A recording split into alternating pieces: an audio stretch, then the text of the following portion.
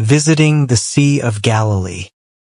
On our first day in Israel, our hotel was located in the city of Tiberias, about 177 kilometers from the capital, Jerusalem. Tiberias is a city in the northern part of Israel, named after Emperor Tiberius. Tiberias has been revered in Judaism since the mid-2nd century and has become the city with the largest Jewish population in Israel. According to Christian tradition, Jesus performed several miracles here, making it an important pilgrimage site for Christians today. Unfortunately, due to limited time, we didn't have the chance to explore the city center. It was a real pity. The next morning, the weather was cool as we woke up early, had breakfast, checked out, and headed to visit the Sea of Galilee, just 15 minutes away. The Sea of Galilee, a location mentioned many times in the Bible, is also Israel's largest freshwater lake, providing water for the country's agriculture. Located 209 meters below sea level, it is the lowest freshwater lake on Earth. The lake has a circumference of about 53 kilometers, a length of about 21 kilometers, a width of about 13 kilometers, and a total area of 166 square kilometers, with a depth of approximately 43 meters. The parking lot was right next to the lake, so from a distance, we could see the clear blue water reflecting the entire sky, with seagulls freely flying around as if waving hello to the travelers who had just arrived. We boarded a boat to enjoy the beauty of the lake. The boats here are similar to the speedboats that travel from Rat Jar to Phu Quoc or from Saigon to Vu Tau, unlike the passenger boats of the floating markets in the Mekong Delta. The experience felt like being in the movie The Adventures of Sinbad, which our generation eagerly awaited to watch on TV every evening in the 1990s. As the boat departed, the Vietnamese national anthem played, followed by a flag-raising ceremony, stirring the hearts of travelers who had been away from home for days. I truly admired the Israelis' approach to tourism. They really know how to win over their guests. The tour guide began narrating to us the history of the Jewish people, pointing out the villages surrounding the lake area, including European and Arab settlements. He recounted the story of Jesus walking on water and rescuing his disciples when they encountered trouble on the Sea of Galilee, which made us even more curious and eager to soon set foot in the sacred places ahead in our journey of exploration. Everyone in our group was trying to capture the moment, some taking pictures, others filming, to preserve every memory of the places we passed. As for me, I found a quiet corner to watch the rippling waves of the lake, gazing into the distance toward the border of Jordan. The red sandstone mountains stood tall and unmoving, even though the footsteps of travelers had long since departed. There are places I've passed through countless times without any lingering feelings, but there are places where, even after just one visit, the farewell is filled with longing. My heart was again stirred by memories of Petra. Lost in nostalgia, I suddenly realized the boat had reached the shore. Bidding farewell to the Sea of Galilee, we continued our journey of exploring Israel. Leaving the Sea of Galilee, we continued our journey to Nazareth, known in the Bible as the village where Mary, the mother of Jesus, lived. It is believed that this is where the angel Gabriel told the young Mary, who was around 14 years old at the time, that she would conceive Jesus. Today, Nazareth is a bustling, modern city in Israel, mostly inhabited by Arabs and Muslims. Our group visited a renowned local wine shop.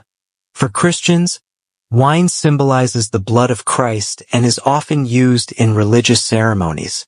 We enjoyed complimentary tastings and purchased a few bottles to show our appreciation to the shop owner and to have meaningful gifts for our Christian friends back home. Our group continued to the city of Tel Aviv, the second largest city in Israel after Jerusalem.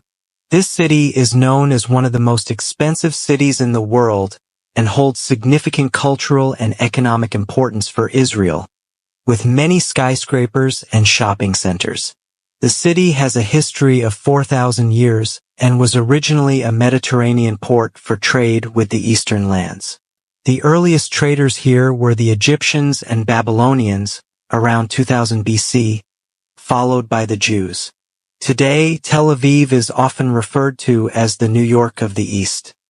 We stopped for lunch at the Old Jaffa Port area, one of the oldest surviving seaports in the world. This port has been a crossroads of various civilizations. The Romans, Greeks, and Egyptians came and went, each leaving their unique mark on the architecture and traditions of this area. In 1950, Old Jaffa was incorporated into Tel Aviv. From inside the restaurant, we could see the Mediterranean Sea, whose turquoise waters sparkling like gemstones, stirring the hearts of sea lovers like us, making us eager to immerse ourselves in the ocean. The Mediterranean Sea is a renowned body of water, covering over 2.5 million square kilometers and bordering 21 countries and territories. I have had the opportunity to see it in Egypt, Morocco, Europe, and now in Israel. Just like before, I wanted to capture the memories of this visit, knowing that one doesn't easily get the chance to visit Israel many times in a lifetime. After lunch, we took a walk along the beach. The intense sun and the sea breeze made the air dry and uncomfortable, but the clear blue water made the beach seem vast and inviting. For the locals, I think they are accustomed to the harsh climate here, as the bustling crowd continued unabated.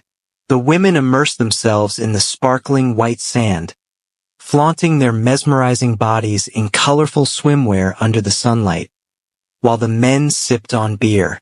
For a moment, it seemed like everyone was lost in the wonderful natural scenery. The Mediterranean Sea always knows to evoke nature lovers' emotions. As we left behind the beautiful moments and captured the stunning images, the sea kept whispering its song, promising that we would meet again. We arrived in the capital city of Jerusalem at dusk, just as the sun was setting. The streets of Jerusalem were lively, adorned with flags featuring the six-pointed Star of David, composed of two interlocking triangles.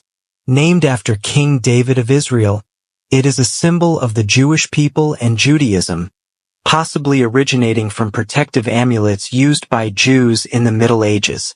The flag was first designed and appeared in 1891. The two blue stripes symbolize the stripes on the talith, the Jewish prayer shawl worn during prayer, representing the power of prayer, glory, and the sanctity of God. The white background symbolizes kindness. The flag was chosen as the national flag of Israel on October 28, 1948, 5 months after the country's establishment. I had always thought of Jerusalem as a pilgrimage site for Christians because of the common belief that Jesus was crucified here. However, upon arriving in Jerusalem, I learned that this city is the birthplace of 3 major religions: Islam, Christianity, and Judaism. There are few places in the world as unique as Jerusalem.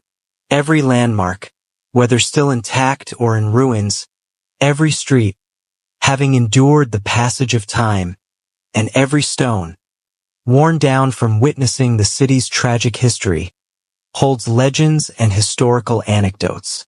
The old city of Jerusalem is nearly 4,000 years old, covering a narrow area of less than 1 square kilometer, situated at an elevation of 650 to 850 meters above sea level. Our hotel was located right in the city center, but around 10 p.m., nearly all shops and commercial centers were closed. Unlike in Vietnam, there were no street vendors, and very few people dared to go out at night due to the potential for conflicts. So, we went to bed early to explore Jerusalem the next morning.